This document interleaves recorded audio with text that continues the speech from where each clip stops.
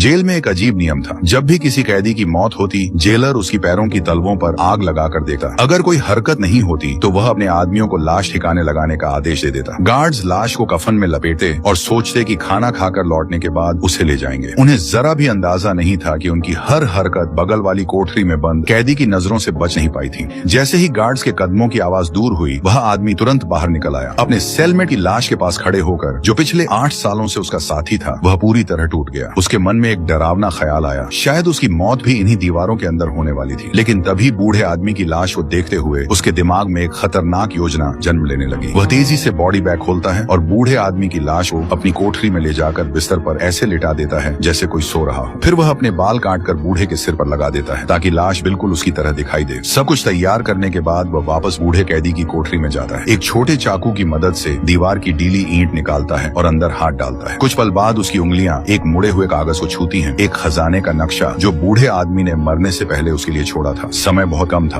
उसने नक्शा छिपाया और खुद को बॉडी बैग के अंदर सिल लिया। एक ऐसे आदमी के लिए जिसने ऐसा जुर्म करने की सजा काटी थी जो उसने कभी किया ही नहीं। यह उसकी जिंदगी का आखिरी मौका था, इस टापू वाली जेल से भाग निकलने का। गार्ड्स वापस लौटे। बैग के अंदर उसका दिल जोर जोर से धड़क रहा था। डर के मारे उसकी पीठ पसीने से भीग चुकी थी। उसे डर था कि कहीं गार्ड्स को कुछ शक न हो जाए। लेकिन किस्मत आज उसके साथ ही। दोनों गार्ड्स बिना ध्यान दिए उसे उठाकर जेल की छत पर ले गए। लाश पानी में न तैरे इसलिए उन्होंने बॉडी बैग के साथ एक भारी लोहे का गोला बांध दिया। फिर वे उसे दीवार के किनारे तक घसीट कर ले गए और समुद्र में फेंक दिया। जैसे ही वह गहरे अंधेरे पानी में गिरा, एडमंड ने अपने छिपे हुए चाकू से बैग को फाड़ डाला। उसने अपने पैरों से बंधी लोहे की जंजीर काटी और पूरी ताकत से ऊपर चमकती रोशनी की ओर तैरने लगा। उधर जेल में एक गार्ड एडमंड का खाना लेकर उसकी कोठरी में पहुंचा। जब अंदर से कोई जवाब नहीं आया तो उसने दरवाजा खोला और डर से जम गया। बिस्तर पर वही बूढ़ा पादरी पड़ा था जिसे समुद्र की तह में होना चाहिए था। जब तक जेलर वहां पहुंचा और दीवार की डीली ईंटों के पीछे छिपी सुरंग को खोज पाया, तब तक बहुत देर हो चुकी थी। एडमंड एक बेहतरीन तैराक था। वह समुद्र पार कर चुका था। अब वह आजा था। जैसे ही उसके पैर जमीन पर पड़े, वह आदमी जिसने 14 साल उस अपराध की सजा में बिताए जो उसने कभी किया ही नहीं, अब दोबारा जन्म ले चुका था और उसके दिल में अब सिर्फ एक चीज बची थी, भयानक बदला।